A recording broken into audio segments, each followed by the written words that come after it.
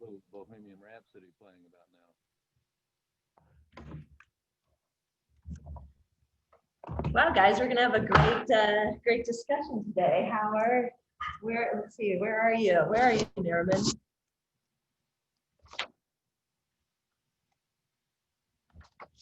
All right. Court, where are you sitting in the office? Right, I'm in the office right next to you, Jordan. You're right next to me. Conveniently located. Conveniently located, yes, indeed. All right, and Danny, where are you? All right, let's fire this thing up. All right, Harold. All right, let's go. Yeah. All right, the room is filling, still filling. All right, well, welcome everybody. It's a beautiful day in Pinal County. This is, of course, Pinal County, where there are so many wonderful things going on. It's hard to keep track of all the different projects that are happening around us, and we're just excited to be able to get together. We're looking forward to being able to meet again together. We miss shaking hands and greeting one another, but this is a way to do that that still keeps us in touch. There's 260 some of you joining us today, which is always exciting to see. So again, we hope that we'll be past the COVID piece of our life sooner rather than later, and seeing all of you in person. If you're, I think it's easier for all of us if you will stay muted. If you go to the chat box at the bottom of your page, you'll be able to ask some questions, and we'll come to questions at the end of the meeting. Let me first of all, just a little business to take care of. We want to really recognize our renewing members and the new members that we have. The renewing in the platinum category is SRP. In the gold category is EPS Group. Silver is Ryder, Levitt, and Bucknell, Cohen Van Loo Consultants, and Bowman Consulting Group, and Rummel Construction. Nonprofits is Central Arizona Government, or CAG, Saddlebrook Homeowners Association, number 2, and then individual is Neil Carter. We have a new silver member in Scott Communities, and we welcome all of them. If you are not a member of Pinal Partnership, we invite you to get in touch with Melissa or myself, and we'd love to explain what we accomplish here through the partnership. We have a really interesting program for you today. Great panel, very well versed in the topic. So let me introduce them, and we'll get started because we've got a lot of territory to cover. One of the co-founders, or the co-founder of Rose Law Group, is Court Rich. Court, thank you for being here.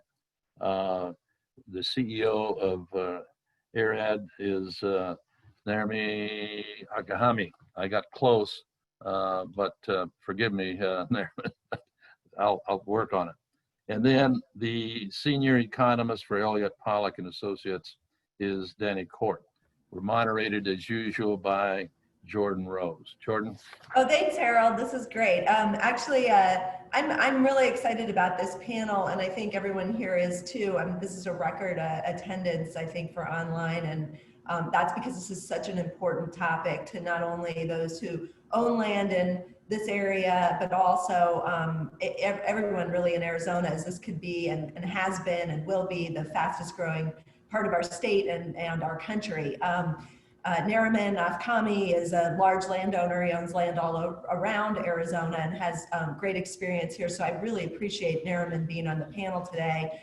And he's lived through this as an investor and a landowner, and I appreciate that perspective. Danny is, economist extraordinaire with Elliot D. Pollack, and we're just appreciative of his wisdom. And then Court Rich, well, he's in the office next door to me right now. And Court, you've been in this conversation with Johnson Utilities and trying to figure out how to get growth to be possible in that area since the beginning. Why don't you kind of lay out where we are, where we've been, and give us a little background as Sure. You're at the Arizona Corporation Commission all the time on this particular issue. Yeah, absolutely. And good morning, everybody. I think it's hard to figure out, how to keep the question of, give us some background on this short enough to last within an hour. But let me try to do just sort of the highlights of what's happened over the last 2 or 3 years, and just give some background for people that maybe don't have all the details. So going back about 3 years ago, the Johnson Utilities service territory was getting a number of complaints, getting cited often by the Department of Environmental Quality, ADEQ, and there were some ongoing problems with neighborhoods that were reporting sewer overflows, and I'm sure a lot of us in the county have heard of that. There were sewer overflows running down the streets, or water that didn't taste good, or water that the pressure was low. And it had been going on for a while, and the Arizona Corporation Commission stepped in and did something that was really unprecedented. They had done it before, but really only with very small water and sewer companies, and they decided that the utility needed someone else to step in and manage it. And so they brought in EPCOR, which is a large utility service provider. Their headquarters is in Canada. They do a lot in Arizona. I think they're one of the largest private water and sewer providers in Arizona. And they brought them in and said, you're going to be the interim manager. You've got 3 years to clean this thing up and get it running right. And so EPCOR, that was about 2 years ago that EPCOR got installed as the interim manager, and they really had two major issues. Explanation of all the. Oh, let's mute it if you're not talking. So they really had two issues to take care of, and that was what Johnson does. They had to solve water problems and they had to solve sewer problems. And so the first thing that they tackled really was the water issues, and EPCOR has done a great job. I think by all accounts they've solved every water issue that the utility had.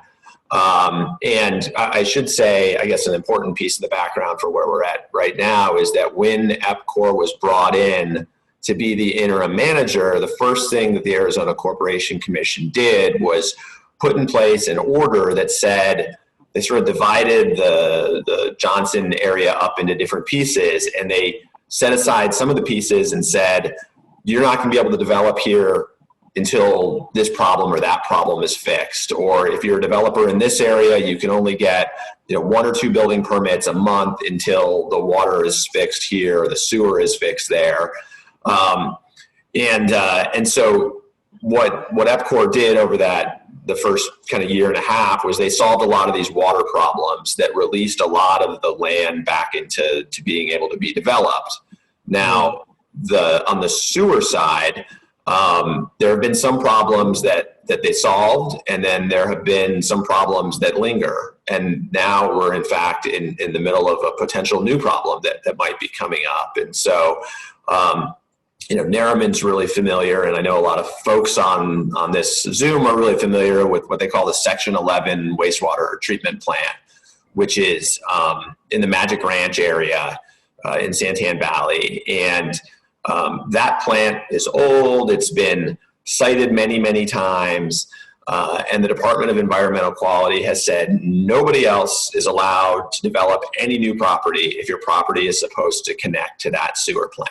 And so they said that about 2 years ago. And so if you own any land that is supposed to, if you were going to develop it, feed your wastewater into that sewer plant, you've been unable to develop for the last 2 years. And that's obviously a real problem. And I'm sure we'll get into that more here. But just to try to catch you up, there's another wastewater plant called the Pecan wastewater plant, which is much closer to the Queen Creek area. And that one had been working relatively fine, but now because of the growth in the area, it's almost at capacity. And there is not yet a plan to replace it that isn't being sort of litigated and fought out as a lot of the issues here have been. So the big issues that they're facing right now in Johnson Utilities, at least from my perspective, is how do we finally solve this issue with the Section 11 wastewater plant and let folks like Nariman do good things and let the county benefit from economic development and housing and great stuff. And then how do we avoid having a shutdown over at the Pecan plant that would essentially turn that area into what Nariman's been dealing with for a while. So we can talk later about what the potential solutions to all those problems are and how that might work. But there are some interim solutions that could solve some of those problems. But like I said, I could talk about this way too long, and I'll stop for a moment here. No, that's great. Thanks, Court. And about how much land are we talking about? How much land does this actually affect? So the folks that are in the situation with the Section 11 plant where they can't do anything, it's several thousand lots. It's probably in the order of 10,000 lots or so, I think. And Nariman, you may know, or Danny, in fact, from your study, may be able to tell us that as well. Yeah, I think the gross area was something like 22,000 acres or 35 square miles of that. That's a guesstimate, but that's about that service area was. Okay, thank you. Well, all right. So, and I want to encourage audience members, we're going to be taking questions in the chat. And if your question's good enough, I'll read it. So, and they can answer it. So make it good. All right, Nariman, you've been developing in Pinal County and around the state for 30 years or potentially longer. Tell us about your Pinal County communities and what impact this has had on your land there. You're on mute.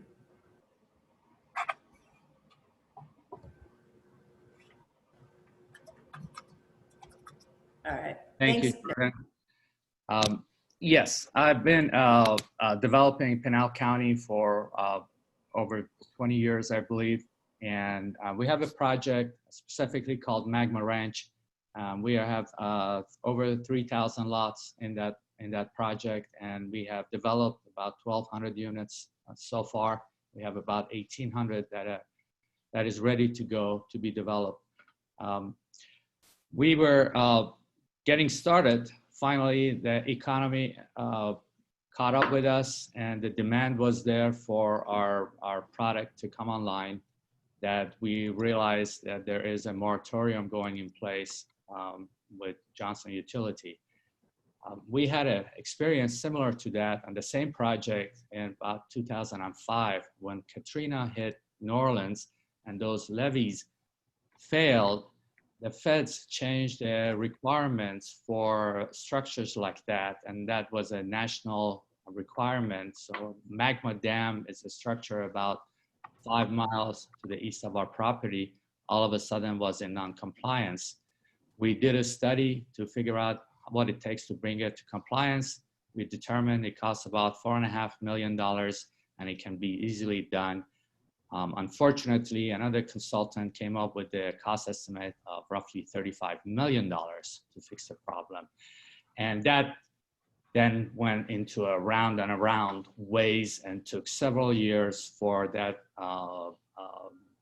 that solution materialize, and then end up being the same $4.5 million that we estimated. But by then, economy had tanked. At that time, we had all of our 2,000 lots in escrow with national builders. So that was, to me, Johnson Utility moratorium is deja vu. And I said, well, that cannot happen. And at that time, we let the people in charge do what they need to do. This time, I decided that I need to become proactive and find ways to remedy the situation as fast as possible. And my approach was at that time, at the same meeting that ACC authorized EPCOR to be the interim manager, I approached them and I said, how can I help? I said, I don't want to be one of these guys that's screaming and hollering and complaining. How can I help you? And the end result, by their recommendation, I hired the best utility engineering company in the country, and it's a global company, Stantec. And I brought him on board and I said, let's do whatever EPCOR needs us to do. Let's help them. Let's help expedite this process. So we are 2 years into it. We have spent over $350,000 in fees to external company. We have done several studies, and to date, there is no solid solution. So that is very disappointing to us. In the last 2 months, I looked around and seemed to be everybody has their own agenda or their own plan, and really nobody is talking with each other. So I decided to become more proactive and contact everybody that I could and tell them, look, this is a catastrophic problem. It's affecting all of us. It's apparently 15 to 20% of the economy in the region is through this area. And if we don't do something about it, if we don't create the urgency to find a solution, this will go on for several more years. So our goal is not to pick a side, pick a solution. Our goal is get everybody together and come up with a solution that is viable, it's feasible, and get the economy going as fast as possible and solve the problem. Well, thanks, Nariman, for taking that leadership role. Really much appreciated by all of the county. And I think I just promised that if you had a good question, I'd ask it. Mayor McFarland, he always has good questions, but this is a really good question, and maybe for Cord, I don't know. And it is the problem that there's no municipality that can run this thing? Could the county take over? Is that a possibility? I know we've got a couple supervisors, Miller and Goodman on the line here, House, I think, and Smith.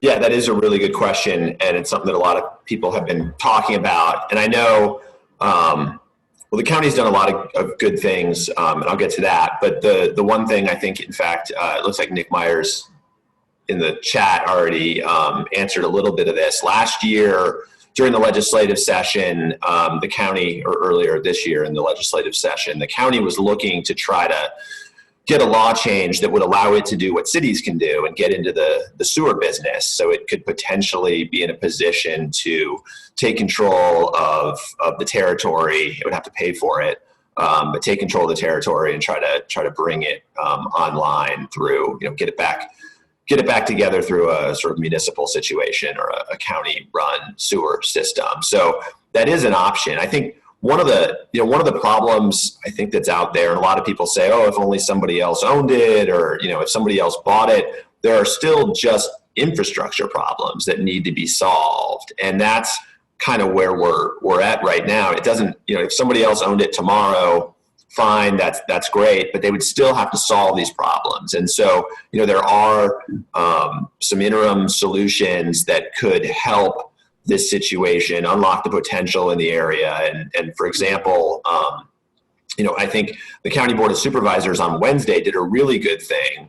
And they voted to send a letter to the Corporation Commission that encourages them to look at and implement really quickly one of these interim solutions, so that that there's sort of long-term global solutions, regional solutions to the Section 11 issue. It's to build this other plant called Copper Basin, which isn't permitted. It hasn't even started the process of becoming a sewer plant. It's just an idea.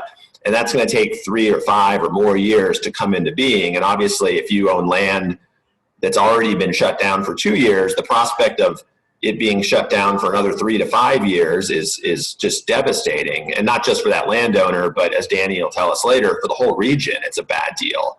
And so there are solutions that can come in early and get, untap that economic potential now. And that's what the county sent a letter to the Corporation Commission saying, look, let's do those things. Let's focus on those things. We all have the same long-term goal, but those options really look like, for Section 11, there are really 2 options, and they may kind of go hand in hand, actually. But one is to look at, people have talked about looking at an interconnection to Queen Creek, which would allow for some of the flows to go into Queen Creek sewer system, which has a tremendous amount of excess capacity.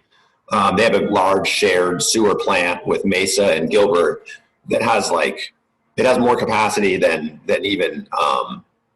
Johnson Utilities has total in its whole system right now. They have excess capacity of that amount. And then the other thing is to to do an interim plant. There's a technology called Pollack, which would clean up the Section 11 plant and turn it from a sort of outdoor, smelly system to a enclosed, well-running system, and other. In fact, in Pinal County, there's a couple of those plants. There's one in Eloy. There's one in Apache Junction right now. And up in Show Low, they did a conversion to this Pollack technology. And if a sewer plant can be thought of as doing well, it actually won like national awards. I didn't know there were awards for sewer plants, but it won an award for doing that right. So there's a technology that can work, and there's options that should be explored. And so that's, I think, really important to make sure that not only do we have long-term goals, but we have some way to keep this stuff online right now. Cord, I want to come back to you and talk to you about what the Corporation Commission is going to do. I do think that on behalf of Pinal Partnership, thanks to the Board of Supervisors for, while they don't have a role in deciding what happens there because that's the Corporation Commission's purview, they really stepped up and said, Corporation Commission, please take some action to resolve this, at least in the short term, while they work on the long-term solution. But Danny, let's talk about the economic impact. What is this doing to our county, to our state? What kind of economic impact is this shutdown having? Yeah, our role was really to just sort of actually place some hard numbers onto this discussion that everyone's talking about. So the first thing we did was just to see what the underlying demand is out there for housing units. And so we were able to confirm that, yes, there is demand out there, which is got to be the most frustrating thing for a producer, is that someone wants to buy your product and you can't sell it to them. I had that issue with my Nintendo Switch search earlier this year, trying to find that for my kids. But so that's basically what's going on here is we looked at historical R.L. Brown data for the subdivisions are out there. And it's like Court was saying, that's the Magma Ranch area, Copper Basin, Quail Run, Crestfield Manor, those subdivisions out there that were selling units at, a 500 to 700 unit per year pace. And then we also looked at the Maricopa Association of Governments forecast, and that basically confirmed a similar magnitude. So we ended up on, there's about 620 units of demand for single family housing just in that Section 11 area.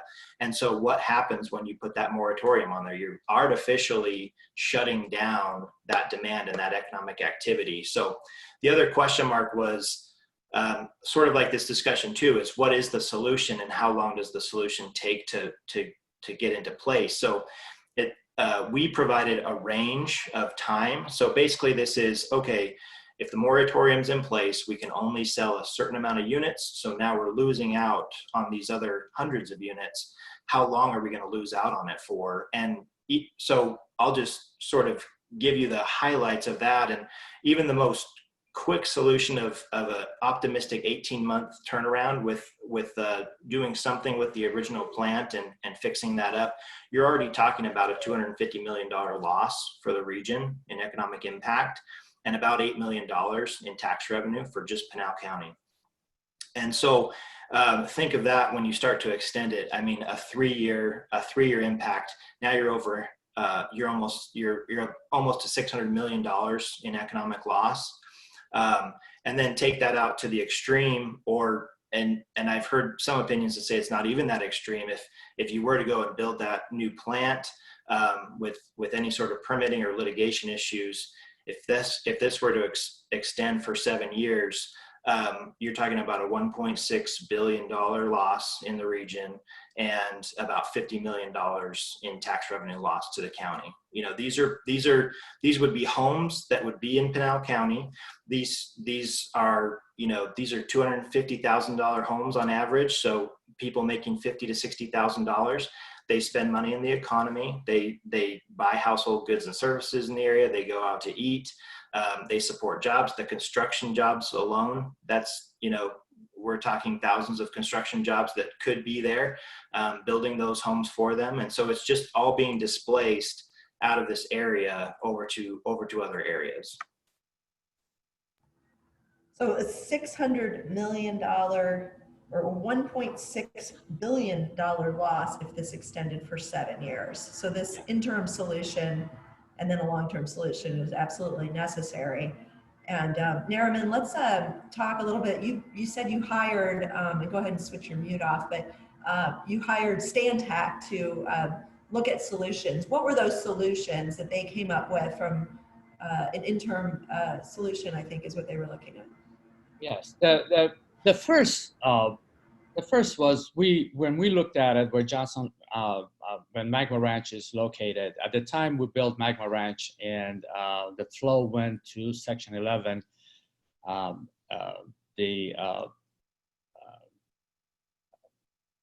The Pulte's plan, Anthem South and Anthem did not exist. But since they built it, when we look at it, it's actually easier for us to go directly to the Anthem. And at the same meeting, I run that by, I just drew lines on paper and showed it to ADEQ. Trevor, I believe, was there at the time. And I said, this is what we want to do. Are you going to be okay with it? He said, yeah, it makes sense to me. So we started with that. So take some flow off of Section 11.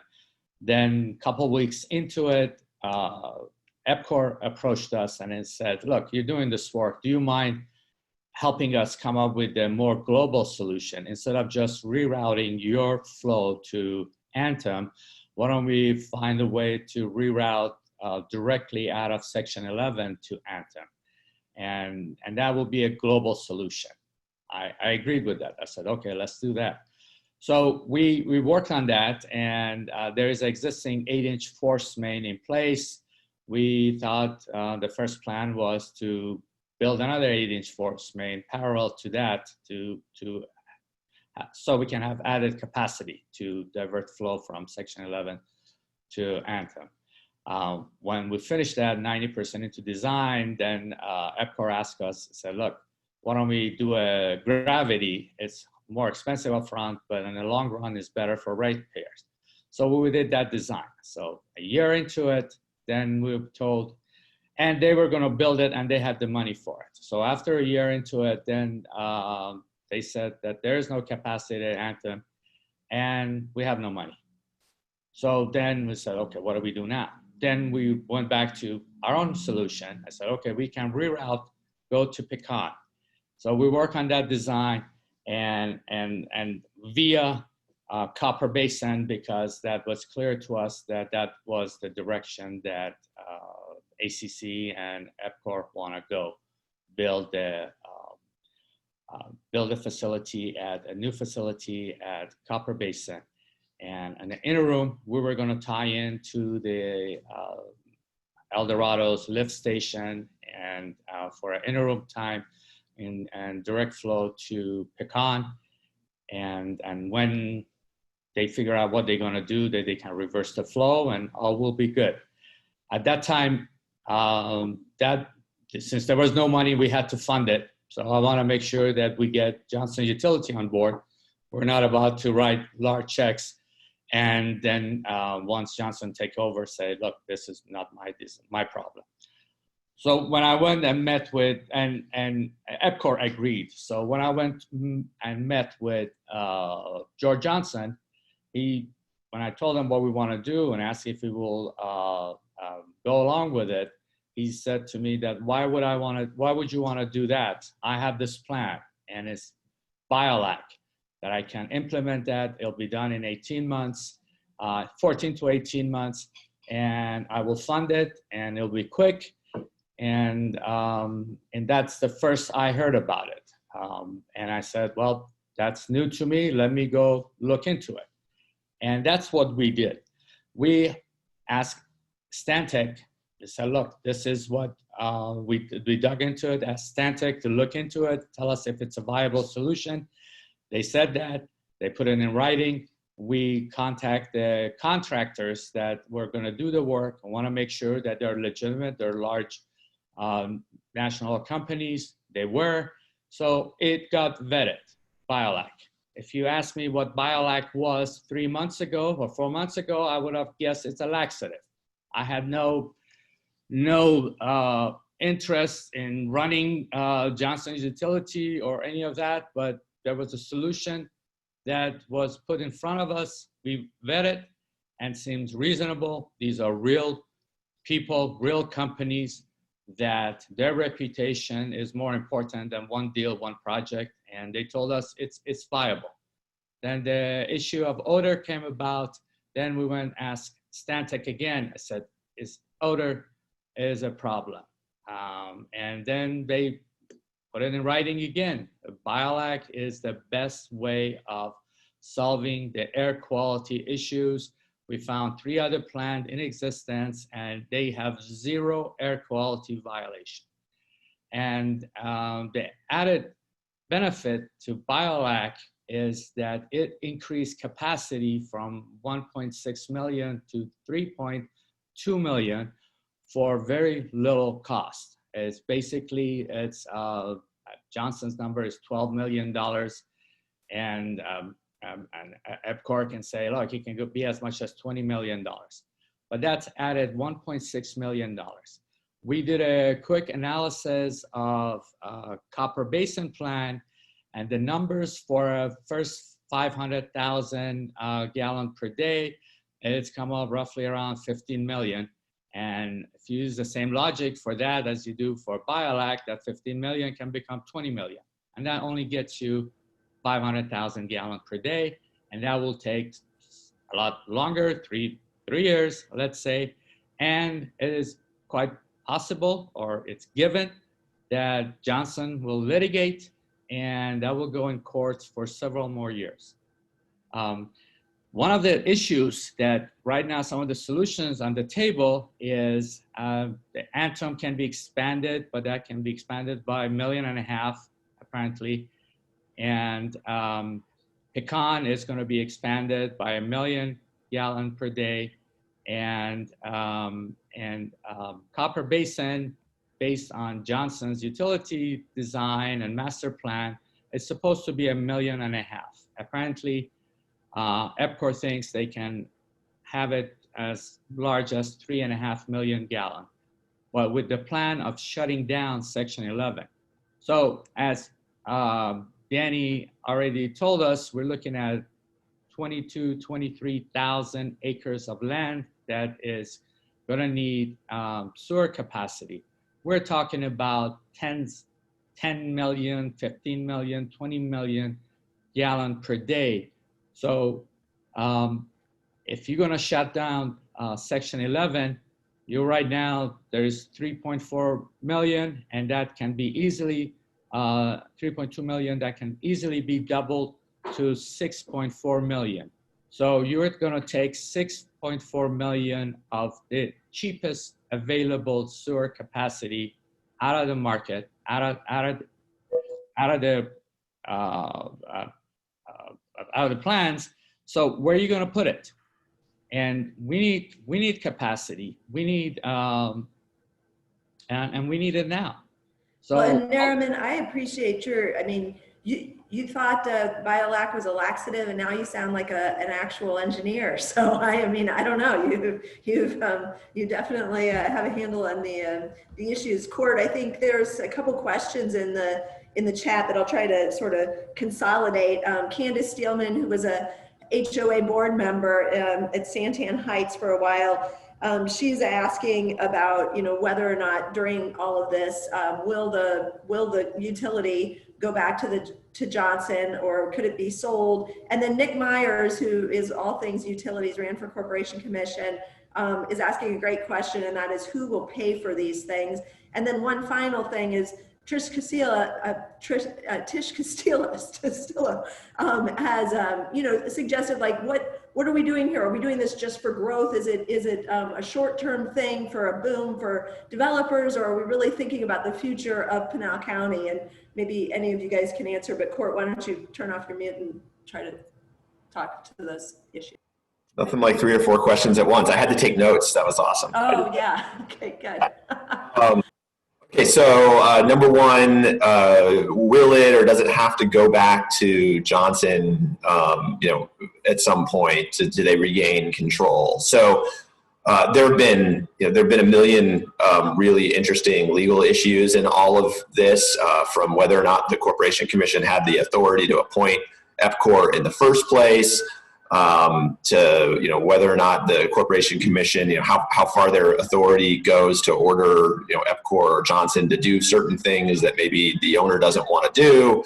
And a lot of those are still pending, but it's, the idea of taking the utility away from the owner at some point and actually forever giving it to someone else, or, having someone else purchase it, would be another thing that would absolutely, I'm sure, end up at the Arizona Supreme Court at some point.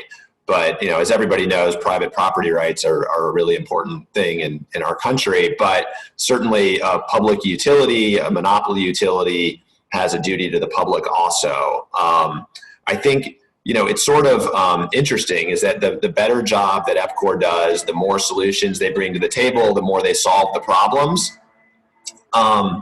It makes it harder and harder to say that Johnson Utilities shouldn't go back to the owner, I kind of think, because if they're running well, what's the argument at that point that Johnson can't, run a well-done utility? I don't know. It's a tough situation. The Corporation Commission has on its agenda this next week an item that would actually take away the CCNN from Johnson Utilities, which means it would take away their legal right to that monopoly. And I don't know if the commission intends to vote on that or not. They've put it on the agenda before, I think mostly as a threat to Johnson, to let him know that this is a possibility.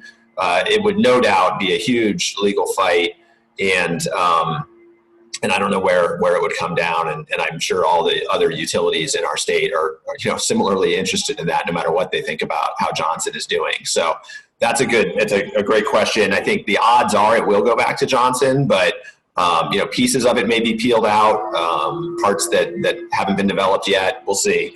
As far as who pays for these, interim improvements, it is a good question. So there's a couple different issues. One, the folks at the Pecan plant, the developers there, have already indicated to the Corporation Commission that they will pay for that interconnection to Queen Creek. They'll pay the price for it. Mind you, it's not very expensive because Queen Creek is right there. But they've said, yeah, we understand. We need this quickly. We can't afford to shut down. We don't want to sit around and figure out who's going to pay for it. We'll pay for it. Now, the issues at Section 11 are different. ADEQ has identified that there are ongoing environmental violations every single day at the wastewater plant at Section 11. And the director of ADEQ will tell you that that means that every single day, I don't know if toxins are the right word, but pollutants are entering, the soil and the groundwater that are going to be there forever. And that needs to be cleaned up, whether anybody owned land around that, whether any developer wanted anything to do with building another home ever in that area, that needs to be cleaned up. And certainly, whether or not they make the utility owner just pay for that and not let them put that cost on the ratepayers is one thing. If there are quick interim solutions, I know that there are lots of developers that would be happy to help pay for some of that stuff as well. So it's a little bit different issue depending on where you're talking about. And then I think that does sort of answer a little bit of that other question, if my notes were right, that you had about, is this all about growth and what is this, for the future, the area and the county? I would say, yeah, there's an environmental issue that just needs to be solved, period. And so whether or not there's more growth, that's another question. But also, obviously, when developers come in and pay their impact fees and build roads and help build infrastructure, that is good for the area if they feel like they don't have adequate infrastructure at this time. So that's my take on that question. Right, because the impact fees go to build all of the various infrastructure things that existing residents get to enjoy too. So that makes sense. Thanks, Court, for following up on all of those questions. It's good on a Friday morning. Danny, hey, we talked a little bit about this Section 11 plant, but the area closer to Queen Creek that uses the Pecan sewer plant is really now in danger of shutting down if something isn't done. I know you've not looked at it, but can you give some opinion on what that would do to the region economically? Yeah, I mean, it would be, I can't speak to the magnitude of the problem. I don't know that area specifically, but it would be the same approach. Is there a desire for for new residents? Do they want to be there? Do they want to buy a house out there? You know, is there adequate, is there land and lots available to build? You know, basically this, you know, Arizona is a growth economy, and the taxes that Pinal County is able to collect, you know, a lot of that comes from state shared revenue, and that's population growth and things like that. So it would be the same approach. Is there underlying demand, and would a moratorium artificially sort of cut that spigot off? And if it does, then yes, you're going to receive economic harm, and the magnitude is, again, similar to this approach. Is, you know, how much demand is there, and how long would it take to create a solution where you're suppressing that economic activity?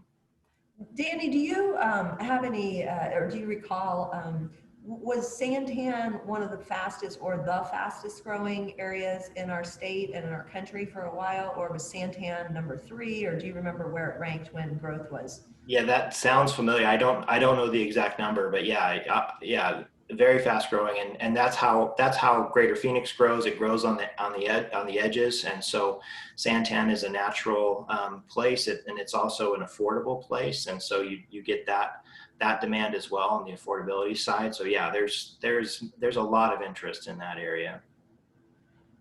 Court, can you tell us a little bit about what the Supreme Court recently did that has an effect on this? I had read something, but was a little bit foggy on it.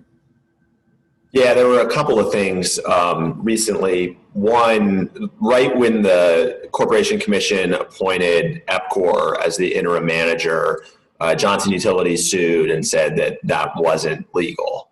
And that took a really long time to go through, maybe not, I guess, compared to how long a lot of cases take, but it took a long time for the region and for those that were, you know, looking for certainty to get through the system. Just earlier this summer, the Arizona Supreme Court finally ruled on the issue. The issue was really, is it legal for the commission to appoint an interim manager, period? Not like, did they do it right with EPCOR, or did they do it right in this situation, but can they even do it?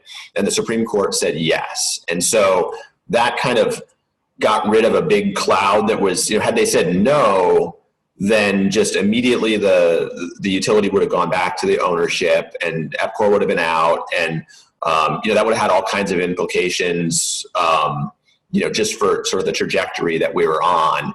And so because they said they could do that, it created a lot of certainty, and EPCOR is now there. The issue of whether or not you know, the Corporation Commission did it right with the EPCOR question and how they put them in, that's still going through the courts, but that's like at the Superior Court level. And by the time that finally gets solved, hopefully, you know, we'll all have water and sewer and there won't be any issues. And then the other issue that just got resolved was the Corporation Commission ordered EPCOR and Johnson to go ahead and start expanding the Pecan wastewater treatment plant, even though Johnson said they didn't want to start doing it yet, and that there was they argued that there was another cheaper, faster, different way of approaching the problem. And they immediately brought a special action to the state Supreme Court and said, court, you need to stop the Corporation Commission. They're ordering us to do stuff, but there's different ways to do it. They're overstepping their bounds. They don't get to order us around. And at first, it actually really shocked everyone. The Supreme Court put in place a stay, which said, all right, Johnson, we're going to take a closer look at this. And in the meantime, yeah, no one's allowed to start building that Pecan plant. Corporation Commission, we're putting your order on hold. And then just a few weeks ago, the court ended their kind of closer look at it and said, nope, all right, go ahead. We're going to remove the stay and you can go fight about this at the lower court and maybe we'll deal with it someday. But that really, I think, sent the signal that the Corporation Commission can now go and really try to solve this problem quickly. And hopefully if there are more lawsuits brought, they won't be met with a stay from the court that stops progress. Great. Okay. And Augie Gomez from McCrae Companies asked a really good question. And that's what can everyone here on the Zoom today do to help with both the temporary and the long-term water solution? So I don't know, whoever wants to take that first. Nariman. Right now, the most viable solution is Pollack that put forward by Johnson. But that's still 18 months down the road, assuming when they start. At the look of it, the way it seems, there'll be a few more months of debate going back and forth. The Queen Creek solution that was brought forward in 2018 by the town of Queen Creek was first demanding a permanent certain right to be transferred to them. They have since backed away from it, and they're basically saying they are going to act as a good Samaritan and help out the area. And we have had a preliminary discussion with them that what they want. They seem to be reasonable, and it's something that I believe even very little that I know of what they explained to me, it should be even acceptable to Johnson Utility. What they're basically saying, you can connect to us fairly easily, especially in the Pecan area. Literally, I think the number that I've seen is a couple $100,000. You can connect to them. That will give immediate capacity to anybody that can use it in that area. And on the Johnson side, it's a little more complicated. The length of line is going to be about 8.5 miles of force main, but there are existing force main that are in place that EPCOR thinks they can reroute that, so it will not be as bad as it looks.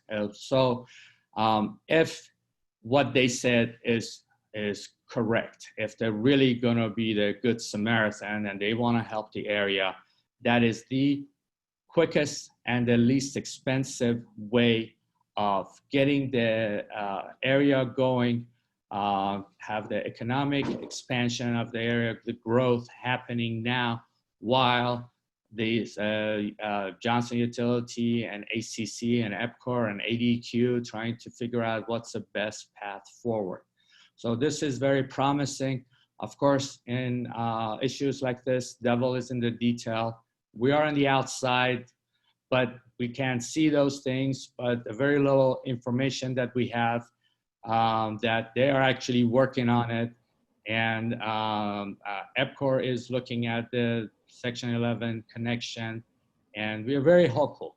I think that is a good solution, and that will solve a lot of problems immediately. All the other solutions are in place. They are subject to debate, and there are pros and cons for every one of those.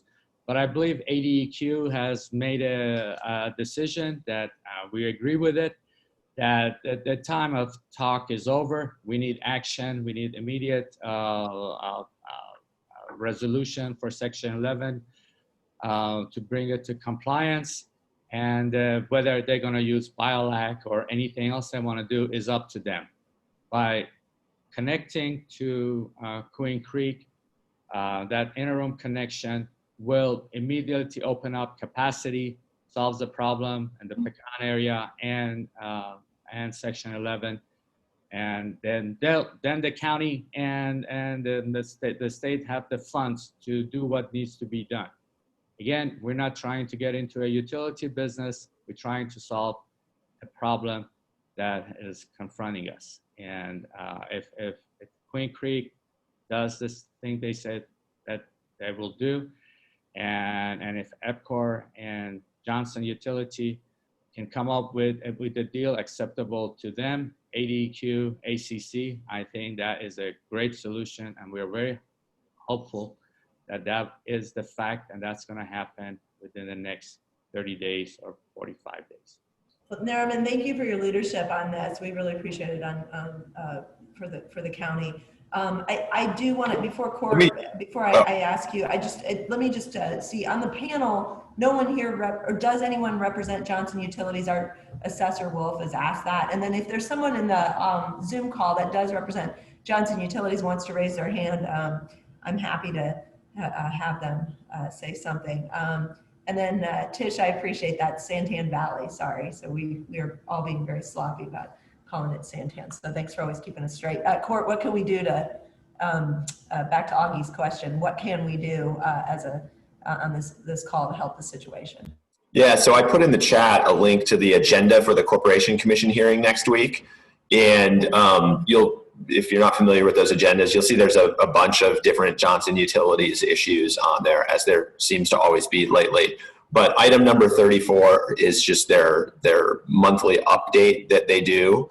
And I think if people want to help this situation, I would encourage you to send a letter or an email to the Corporation Commission asking them. You can cite that number on the agenda there that's next to number 34, and tell them that you are supportive of solutions that will help quickly solve this problem, interim solutions, not just for Section 11, but for the pecan plant to avoid more negative outcomes for the whole area and to try to get it back on track. That would be what I would encourage you to do, but whatever your thoughts are, that would be the way to weigh in there. And then also on that agenda, there is a phone number and a way to actually call in during the meeting and make public comment. You used to be able to go to the hearings before COVID, but you can call in and make public comment and let your thoughts be known that way as well. So will they decide something next week? No, so this item is not on there for action next week, but I think what, in keeping with what the county has asked them to decide this issue really quickly, there have been lots of other folks that have weighed in, and our hope is that the commission will be in a position by its October open meeting to say, here's what we're doing, here's how we're solving the issues for the pecan plant, and here's how we're making sure development can keep going and on the pecan plant, and here's how we can kind of end this already way too long shutdown on the Section 11 plant. I don't know, I saw another question from Nick Myers on there. Sorry, Jordan, I can be my own moderator for 1 second that I think is a good one. That the ownership of Johnson Utilities is pushed back against the Queen Creek interconnection for a long time. And I agree, and I think they will continue to push back against it. But I think what folks are looking at is that latest Supreme Court decision that they removed the stay on ordering Johnson to build the pecan plant. I think the idea is that if they order a Queen Creek interconnection, that the courts are not going to stop it, and it will be less expensive. So they won't need the ownership to come in and fund it. They'll be able to fund it from either developers or funds that are already coming into the utility. So if the court doesn't stop them, they should be able to do it with or without the support of the ownership if that's the route they go. Thank you, Court. We much appreciate your leadership on this. And Danny, what can we, maybe this is the wrong question for you, but what can we do as a group here to help? But also, where's this growth going to go if Santan Valley is actually shut down? It's an interesting question because it is one of these areas that's affordable that folks of a certain income range can afford, and or they want to be out here in this area to raise a family. So it is hard. It's hard to tell at this point whether you're going to displace demand to other areas of the valley, or if this really does become protracted, are you going to start losing investment from national groups who just see too much risk here? So that's still sort of up in the air, but it's certainly worth considering. Are we permanently damaging an area unnecessarily? And are we going to be losing out on long-term investment going forward? Is this going to be a risk in this area or the broader region? And are we going to lose out on that investment? Thanks, Danny. How long until this ends? That's the magic question, right? I think the hope is that by October, I think it's October 14th, the next ACC meeting after this one, that we'll have some certainty and we'll be able to answer that question. So that's the hope. All right, let's go around the horn, and I want to just take predictions as we wrap up today, and really appreciate this panel. Predictions in 2 sentences. or less. Nariman, 2 sentences or less. good luck.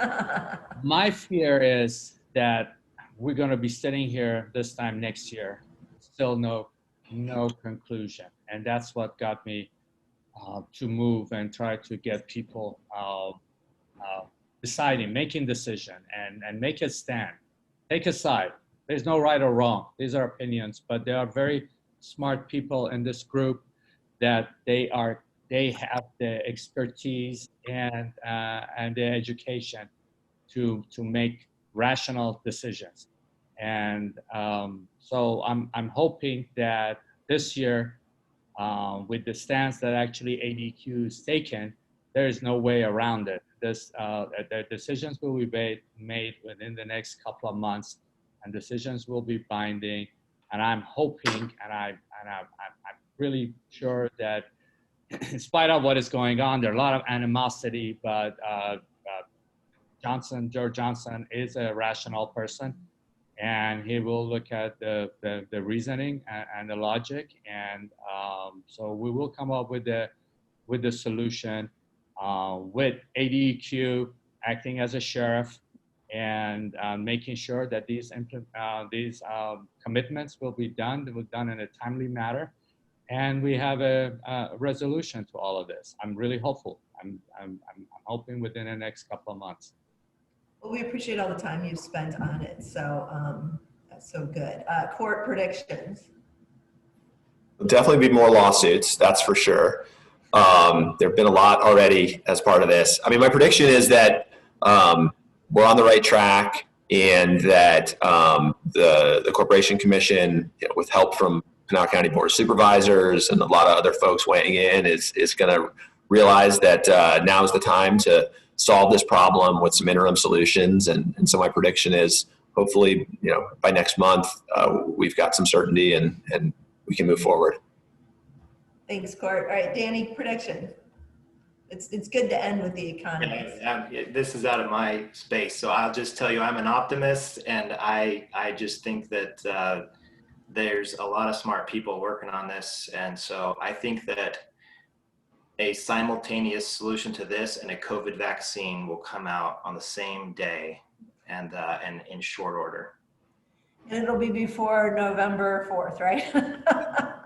All right, well, with that, thank you, everyone. And Pinal Partnership just feels very honored to have the three of you on the panel today, and all of the listeners and all the elected officials who are here and caring about this issue and trying to get something good to happen here in the Santan Valley for the entire region. So thank you very much, and have a great month. We'll see you next month, and look forward to that.